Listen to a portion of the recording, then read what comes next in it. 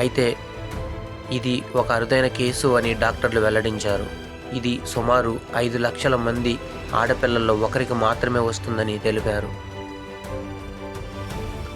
వాన్షింగ్ twin syndrome అనే వ్యాధి కారణంగానే ఆ చిన్నారి కడుపులో 2 పిండాలు ఉన్నాయని స్పష్టం చేశారు. ఆ చిన్నారి తన తల్లి కడుపులో ఉన్నప్పుడు 2 పిండాలు ఆరోగ్యవంతమైన ఈ శిశువు కడుపులోకి వెళ్ళాయని, అయితే అవి పెరగకపోవడంతో ఇలాంటి ఘటనలు జరుగుతాయని చిన్నారికి వైద్యం చేసిన సర్జన్ ముస్తాక్ అహ్మద్ వెల్లడించారు. 10 నెలల చిన్నారికి ఎలాంటి ఆపరేషన్ చేయడం చాలా కష్టంతో కూడుకున్నదని తెలిపారు.